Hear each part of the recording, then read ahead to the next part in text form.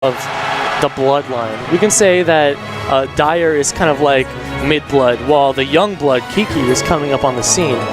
Dyer, I think Dyer's pretty youthful. He's got some vigor. Yeah, I'm talking about the scene in general, though. Oh, okay, so Dyer has been around for a while, really stepped in and made his mark, but Kiki has adapted and grinded out. I heard he grinded with Leo Hart for a long, long time, and we've been seeing a lot of big things from him. Getting high places and also taking out a lot of stocks. Yeah, and not only a great player, great presence on the field. Like, you see him at an event, Kiki is sounding off, man. I would say part of the heart and soul of current CFL. Nice, I like that. A little bit of combo coming up from Dyer. Dyer's one to know what he can get away with and what he can't. And then he'll go for something sick like that, but he always keeps himself pretty safe. Yeah, he tries to flow a little under the radar if he thinks it's risky. But for the most part, he plays a really tight game regardless of what character he's on. I mean, they're trying to hit him with the soft pivot neutral air, starting a little bit of something, keeping him there, but then trying to get back to the ledge. I like it, then rolling away as soon as he landed. Okay, that was looking for something a little bit big. If he was off by just a little bit percent, like a little percent less, he would have got that as well. Because Kiki did air dodge there. He's going for some damage now, finally getting 58%. Yeah, this is a really tough situation. I mean, Sheik already a pretty big threat as a character, but the animate knowledge that Dyer has of Diddy as a character can kind of boost him even farther with this already dangerous tool. For sure. Nice. Just calling out the jump right there. Absolutely. And then I think that was exactly what you were talking about too, with the just knowledge of the character. What's he going to do right here? He's probably going to jump, try to look for a forward air, maybe something like that. He doesn't have his banana with him. Carrying him off the stage here, put that up there. And the overall sum of options that Diddy could have come out with, like, he could have bounced a fish right over a monkey flip. So great choice, and he's trying to extend this lead. Of course, it is after the first stock that we often see players just trying to get a hold of themselves. And we're already seeing a little bit of Kiki just getting a lot of percent. Nothing too big, but he doesn't want to, obviously doesn't want to take too much percent either. Right, exactly. And Dyer's working his best right now to pack on the pounds. Okay. Gets him with just the tip of the forward tilt there. So he runs up, applies pressure with this multi-jab. Alright, Dyer going low there. I like what Kiki was doing there, just in case he did neutral get up. Okay. Oh no, misses the down tilt. Dyer turning it around. Yeah, but Dyer having one of his own to a forward air, reset the neutral. But this stock is kind of getting away from Kiki. Kiki really needs to work hard, keep it super close. Whoa. Great option. That's the young blood option. Someone chases you. Back in the day, you would either air dodge or jump. These days, people like MK Leo, they started the down air trend. I like that. Rolls into him, seeing that he was going to go over to the right, and he just kills him with that up tilt. Yeah, really reliable kill tool, and a great option choice from Kiki. But 153, he's really got his work cut out for him. Yeah. But of course, he has a lot of rage. He has a lot of percent that he can pick up here. And then of course, we have to remember that Sheik, it's really hard to get kills. In fact, we only see at like super high level these Sheiks able to find really proficient kills. And even then, sometimes it's just to wait and win the neutral. Yeah, it still takes a long time. Not seeing kills until about like 100, like 120 even. And at 164 right now, Kiki's still looking good. Yep. Interrupting that bouncing fish right there. You can hear the sound. And that was smart. Dyer went for that. He knew he would apply pressure onto the shield if he did pick up the banana and was able to shield fast enough. But if he timed it correctly, he could hit him with the down B, the bouncing fish, right as he was picking up the banana. And unfortunately, Kiki missed the banana completely, and he was able to seal off the stock that way. Yeah. Dyer coming right over the top and closing out the game. So we're 1-0, going right back to Smashville, though.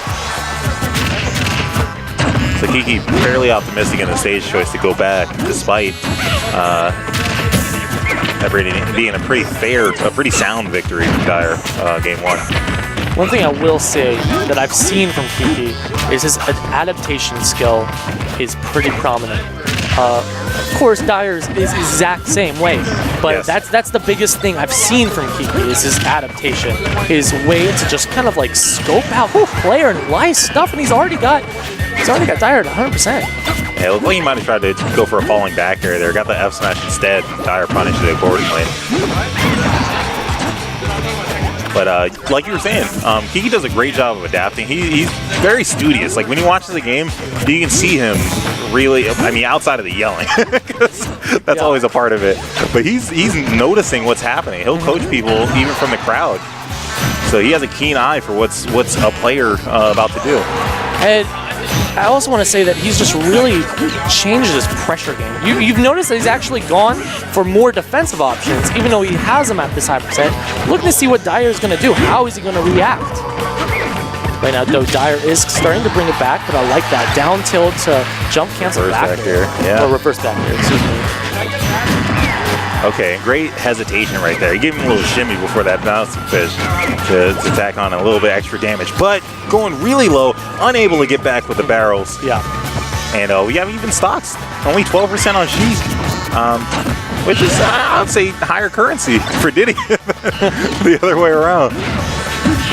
Okay, to the forward air combo. Trying to pick him up with that down tilt from the platform. Hitting him off the stage again, bouncing fish. Classic combo that will connect until a little bit of later percent. I think around now that it won't connect anymore. Okay, just dumping him out to the off stage. Kiki not really making too much of sending him out there. Dyer getting back with little or no response. Well, look at Dyer right now. He's applying a lot of pressure. And it's this push mentality that he's given. It's making it hard for Kiki to get in here.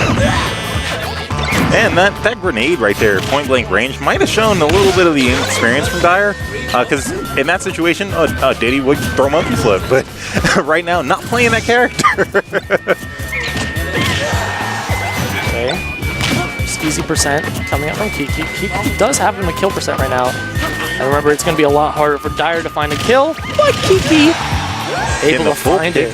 Yeah. That's 1-1 right now. Exactly. Clapping back. Kiki coming in strong with a Game 2 victory over Dyer. If he can finish the set, this would be major, man.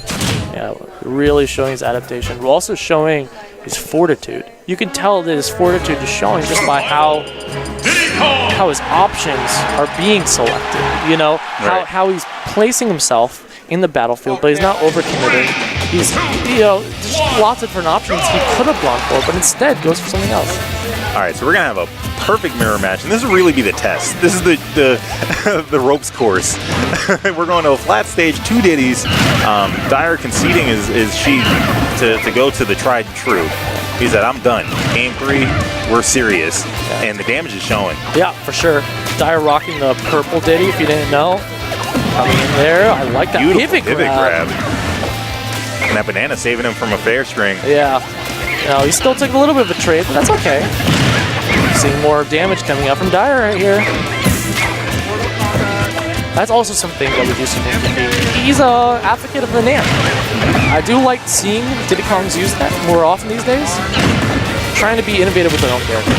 Yeah, it's a little tougher against a shorter character. So in the Ditto, I'm not sure how viable Nair is. But if Dyer would have been jumping, that would have been the beautiful choice. So sometimes you got to make those reads to get a major play.